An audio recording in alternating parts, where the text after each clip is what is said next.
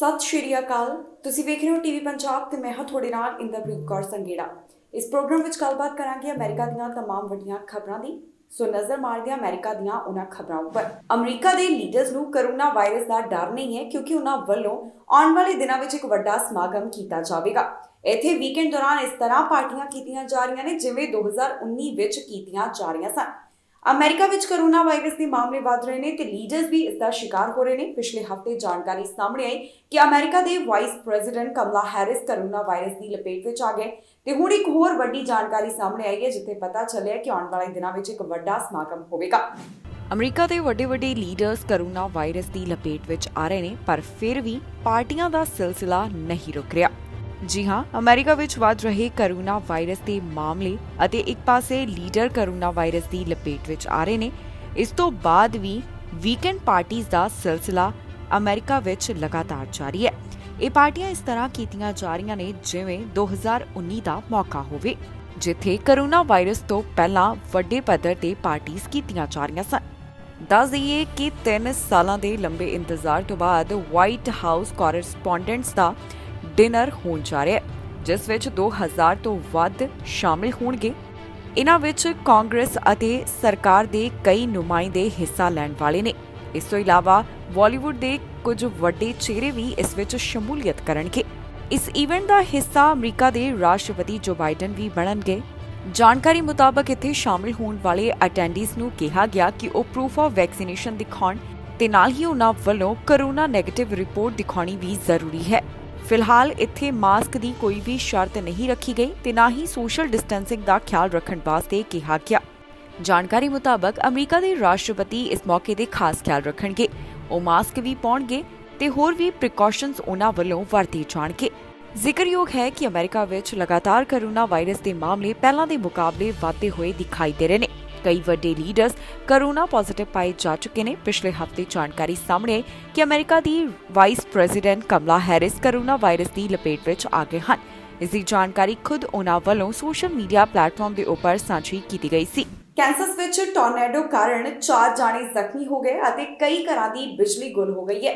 1000 ਤੋਂ ਵੱਧ ਕੰਜ਼ਿਊਮਰ ਬਿਜਲੀ ਕਾਰਨ ਪ੍ਰਭਾਵਿਤ ਹੋਏ ਨੇ, ਜਿਸ ਬਾਰੇ ਜਾਣਕਾਰੀ ਸਾਹਮਣੇ ਮੌਜੂਦਾ ਕੀ ਇੱਥੇ ਹਾਲਾਤ ਬਣੇ ਹੋਏ ਨੇ ਤੁਹਾਨੂੰ ਇਸ ਖਬਰ ਵਿੱਚ ਦੱਸਾਂਗੇ। ਅਮਰੀਕਾ ਦੇ ਇੱਕ ਹਿੱਸੇ ਵਿੱਚ ਜੋ ਇਸ ਸਮੇਂ ਤੂਫਾਨ ਆਇਆ ਹੋਇਆ ਉਸ ਕਾਰਨ 4 ਜਾਣੇ ਜ਼ਖਮੀ ਹੋਏ ਤੇ ਹੋਰ ਵੀ ਕਾਫੀ ਨੁਕਸਾਨ ਬਾਰੇ ਜਾਣਕਾਰੀ ਸਾਹਮਣੇ ਆ ਰਹੀ ਹੈ। ਕੈਂਸਸ ਵਿੱਚ ਇਸ ਸਮੇਂ ਜੋ ਟੋਰਨੇਡੋ ਆਇਆ ਹੋਇਆ ਹੈ ਉਸ ਬਾਰੇ ਆਫੀਸ਼ੀਅਲਸ ਵੱਲੋਂ ਜਾਣਕਾਰੀ ਸਾਂਝੀ ਕੀਤੀ ਗਈ। ਉਹਨਾਂ ਦਾ ਕਹਿਣਾ ਹੈ ਕਿ ਇੱਥੇ ਤੂਫਾਨ ਕਾਰਨ 4 ਜਾਣੇ ਜ਼ਖਮੀ ਹੋਏ ਹਨ। ਇਸ ਤੋਂ ਇਲਾਵਾ 1000 ਸਟਰਕਚਰ ਨੁਕਸਾਨੇ ਜਾਣ ਬਾਰੇ ਵੀ ਜਾਣਕਾਰੀ ਸਾਹਮਣੇ ਆਈ ਹੈ। ਡਿਪਟੀ ਫਾਇਰ ਚੀਫ ਵੱਲੋਂ ਜਾਣਕਾਰੀ ਸਾਂਝੀ ਕਰਦਿਆਂ ਕਿਹਾ ਗਿਆ ਕਿ ਹੁਣ ਤੱਕ 4 ਜ਼ਖਮੀ ਹੋਣ ਬਾਰੇ ਜਾਣਕਾਰੀ ਸਾਹਮਣੇ ਆਈ। ਇਹਨਾਂ 4 ਜਾਣਿਆਂ ਨੂੰ ਹਲਕੀਆਂ ਸੱਟਾਂ ਹੀ ਆਈਆਂ ਨੇ ਤੇ ਬਾਕੀ ਉਹਨਾਂ ਵੱਲੋਂ ਬਚਾਅ ਕਾਰਜ ਚਲਾਏ ਜਾ ਰਹੇ ਹਨ। ਇਹ ਚਾਰੋਂ ਜਾਣੇ ਜਿਹੜੇ ਜ਼ਖਮੀ ਹੋਏ ਉਹ ਅਡਲਟ ਦੱਸੇ ਗਏ। ਇਹਨਾਂ ਵਿੱਚੋਂ ਇੱਕ ਉਸ ਵੇਲੇ ਜ਼ਖਮੀ ਹੋਇਆ ਜਦੋਂ ਉਸ ਨੂੰ ਇਵੈਕੂਏਟ ਕਰਨ ਦੀ ਕੋਸ਼ਿਸ਼ ਕੀਤੀ ਜਾ ਰਹੀ ਸੀ। ਇਸ ਤੋਂ ਇਲਾਵਾ ਦੱਸਿਆ ਜਾ ਰਿਹਾ ਹੈ ਕਿ ਇੱਕ ਨੂੰ ਕੁਝ ਗੰਭੀਰ ਸੱਟਾਂ ਵੀ ਆਈਆਂ ਹੋਈਆਂ ਹਨ। ਦੱਸਿਆ ਜਾ ਰਿਹਾ ਹੈ ਕਿ ਐਂਡੋਵਰ ਦੇ ਆਸ-ਪਾਸ ਕਾਫੀ ਚੀਜ਼ਾਂ ਨੁਕਸਾਨੀਆਂ ਜਾ ਚੁੱਕੀਆਂ ਨੇ। ਇੱਥੇ ਕਈ ਇਮਾਰਤਾਂ ਨੂੰ ਭਾਰੀ ਨੁਕਸਾਨ ਪਹੁੰਚਿਆ। ਬਹੁਤੇ ਲੋਕ ਅਜਿਹੇ ਸਨ ਜਿਨ੍ਹਾਂ ਦੇ ਘਰ ਪੂਰੀ ਤਰ੍ਹਾਂ ਇੱਥੇ ਤਬਾਹ ਹੋ ਗਏ। ਹੁਣ ਇਸ ਹੋਏ ਨੁਕਸਾਨ ਬਾਰੇ ਅਥਾਰਟੀਜ਼ ਵੱਲੋਂ ਪੜਤਾਲ ਕੀਤੀ ਜਾ ਰਹੀ ਹੈ। ਜਿਸ ਥਾਂ ਉੱਪਰ ਇਸ ਵੇਲੇ ਇਸ ਤਰ੍ਹਾਂ ਦੇ ਹਾਲਾਤ ਬਣੇ ਹੋਏ ਨੇ ਉੱਥੇ ਨੈਸ਼ਨਲ ਵੈਦਰ ਸਰਵਿਸਿਜ਼ ਮੌਜੂਦ ਹੈ ਤੇ ਉਹਨਾਂ ਵੱਲੋਂ ਕਾਰਜ ਕੀਤਾ ਜਾ ਰਿਹਾ ਹੈ। ਦੱਸ ਦਈਏ ਕਿ ਪਾਵਰ ਆਊਟੇਜ.US ਮੁਤਾਬਕ 1000 ਤੋਂ ਵੱਧ ਅਜਿਹੇ ਗ੍ਰਾਹਕ ਹਨ ਜਿਨ੍ਹਾਂ ਨੂੰ ਬਿਨਾਂ ਬਿਜਲੀ ਦੇ ਰਹਿਣਾ ਪੈ ਰਿਹਾ ਹੈ। ਇਸ ਕਾਰਨ 1700 ਦੇ ਕਰੀਬ ਲੋਕ ਪ੍ਰਭਾਵਿਤ ਦੱਸੇ ਜਾ ਰਹੇ ਨੇ। ਯੂਕਰੇਨ ਦੇ ਰਾਸ਼ਟਰਪਤੀ ਦੀ ਪਤਨੀ ਵੱਲੋਂ ਯੂਕਰੇਨ ਦੇ ਰਾਸ਼ਟਰਪਤੀ ਬਾਰੇ ਵੱਡਾ ਬਿਆਨ ਦਿੱਤਾ ਗਿਆ।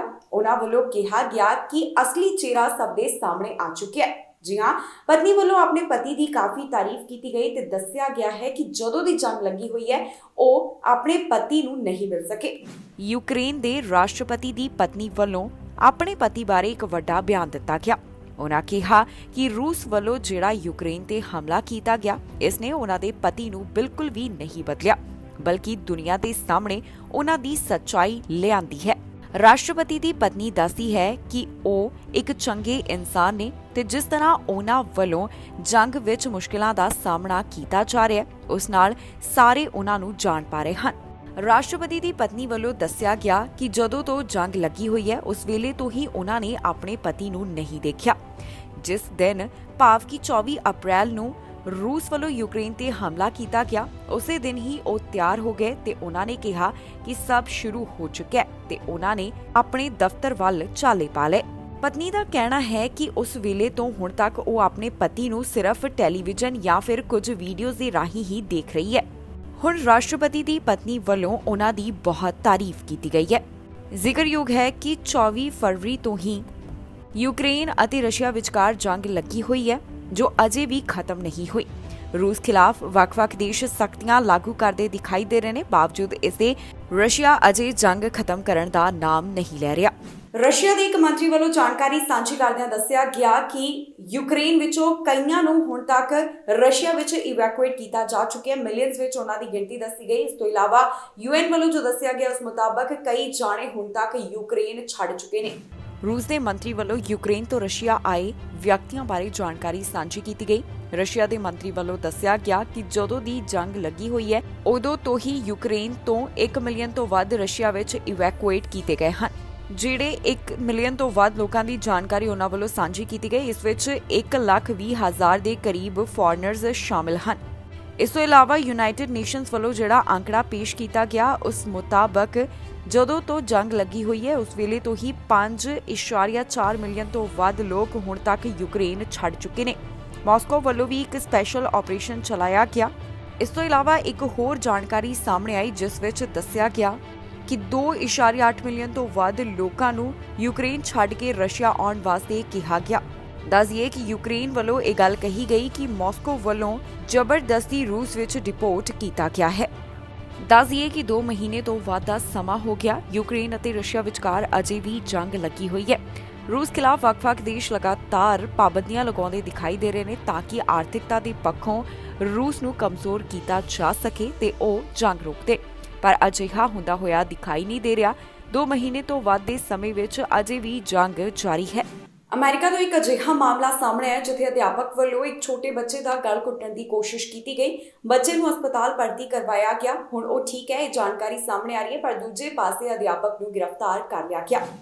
ਨਿਊਯਾਰਕ ਤੋਂ ਇੱਕ ਅਜਿਹਾ ਮਾਮਲਾ ਸਾਹਮਣੇ ਆਇਆ ਜਿੱਥੇ ਇੱਕ ਅਧਿਆਪਕ ਵੱਲੋਂ 12 ਸਾਲ ਦੇ ਬੱਚੇ ਦਾ ਗਲਾ ਦਬਾਉਣ ਦੀ ਕੋਸ਼ਿਸ਼ ਕੀਤੀ ਗਈ। ਇਸ ਮਾਮਲੇ ਵਿੱਚ ਕਾਰਵਾਈ ਕਰਦਿਆਂ ਨਿਊਯਾਰਕ ਦੇ ਇਸ ਅਧਿਆਪਕ ਨੂੰ ਗ੍ਰਿਫਤਾਰ ਕਰ ਲਿਆ ਗਿਆ ਹੈ। ਇਸ ਅਧਿਆਪਕ ਦੀ ਪਹਿਚਾਣ ਚੈਸਟਰ ਦੇ ਤੌਰ ਉੱਪਰ ਦੱਸੀ ਗਈ ਜਿਸ ਦੀ ਉਮਰ 45 ਸਾਲ ਦੇ ਕਰੀਬ ਹੈ। ਇਸ ਨੂੰ ਹੁਣ ਪੁਲਿਸ ਹਿਰਾਸਤ ਵਿੱਚ ਰੱਖਿਆ ਗਿਆ ਹੈ।